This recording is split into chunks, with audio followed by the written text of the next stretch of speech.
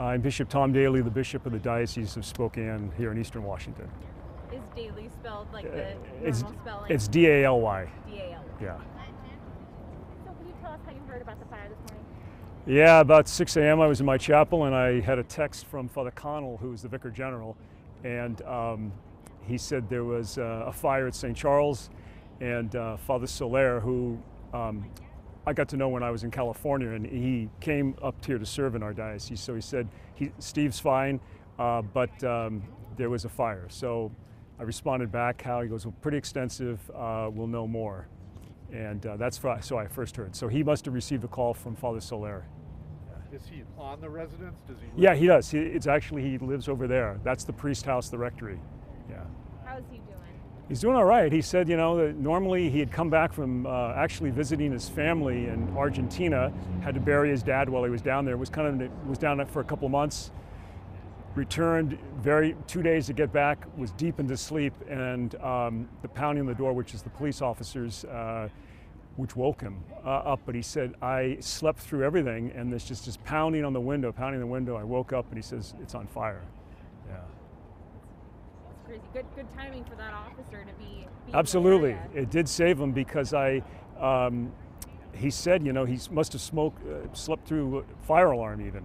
That happens. It's not him. It Yeah. just happens. Yeah. Can you tell us about this building, maybe its Yeah, history? it's kind of, St. Charles has, the church itself was constructed kind of award-winning European architecture.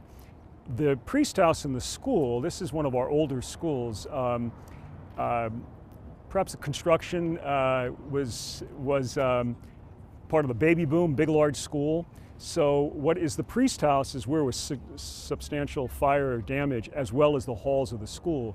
The school offices are over here, and they've been renovated over a period of time. But we have a new model of education here at St. Charles School. Kind of classical model, and there's been a lot of new families here. So the whole kind of parish complex has been, it's kind of a renewal. And so this comes at a time of great challenge. Yeah. Can you speak to what happens next? Obviously school's closed today, Sure. So how will students be learning in the days ahead? Yeah, it's a good question. Katie Rickers is our Director of Catholic Education, and so she and Heather, the principal, have spoken. And because of coming off COVID, there was the in-person and also virtual learning. So there's a model already in place. But it may be that we're going to have to ask some of the surrounding schools to kind of assist in this. That yet's to be determined how that will happen. But I think there's a plan in place, and the most important thing is, again, the safety of all. Thank God no one was injured, and also continuing the mission of Catholic education. And this is a parish where people come together for Mass on Sundays, and we're only 2 weeks away from Easter. I heard the chapel itself was unharmed. Yes, the chief said there was a little bit of the smell of smoke and everything else, but we're not allowed to get in pending the investigation. So that doesn't seem to have any damage other than the smell of smoke. But from looking in the window there's extensive damage inside both the rectory, the hallways, and as the chief said, it's under investigation. They can see some points of maybe where the fire may have been set. I see some surveillance cameras, security cameras. Were those running? That's what it seems they were. And so they're going to look at that with the investigation. Can you tell us a little bit about kind of the normal security around here? Do you have any issues? Yeah, there was some comment about there was getting ready for kind of an auction, kind of an outdoor celebration fundraiser for the school, and people were in the office last night, and someone came in. They didn't recognize, obviously probably didn't belong there, and they're going to, I think whoever part of the volunteers saw that will give that information to the police and the fire department. But do you have like regular security here? There are cameras here, okay. Yeah. But I don't think that there's not a security service or the police drive through or anything like that. And have you had issues here at the school in the past? There has been some vandalism of the church. That's what Father had mentioned, but nothing involving the school at all, ever. Would you guys be doing something about security for the other schools? Absolutely. That's why one of the pastors from one of the surrounding schools just asked that question. So we'll probably be working with the school department. We'll put out a bulletin to the principals, at least within the city of Spokane. Do you have any concern that this potential arson could have been religiously motivated? I wonder. Sadly, there was the vandalism of the synagogue, and there has been an increase in vandalism in Catholic churches, schools, statues in this country during the last year or so.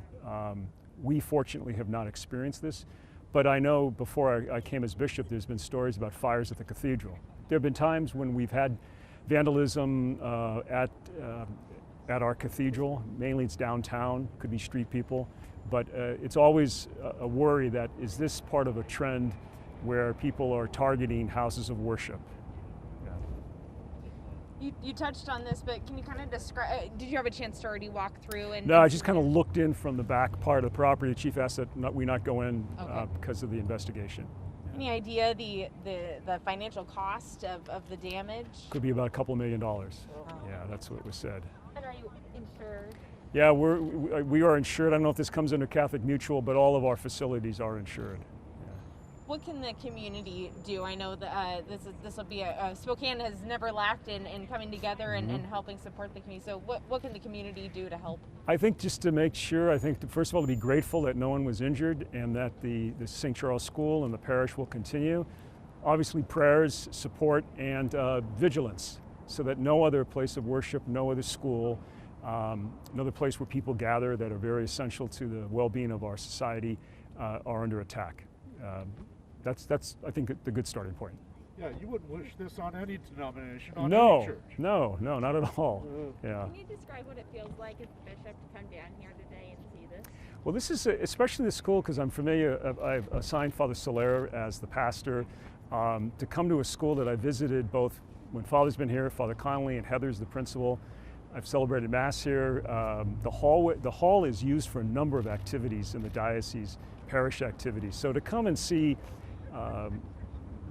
any place that affected, it's one thing if it's the windstorm. None of us were prepared for that, but that to have something which seemingly looks like it's arson, it points to the sadness of what's going on in society today. But again, we look at our blessings. No one was injured, no one was killed, and that in itself is something we have to be grateful for. Yeah. What else would you like to share with us all at this point? Just to thank the community for their support, and that's I think all I ask at this time. Yeah. How many students attend here, or is that might be a principal question? But I think we're Bishop, 130. 130. Thank you very much. Yeah, we increased enrollment. Actually, enrollment was probably about half that as we were going to start the school year, but because of this new program we're offered. So, yeah, thank you. Thank you. All right, I appreciate it. Thank you. Oh yeah.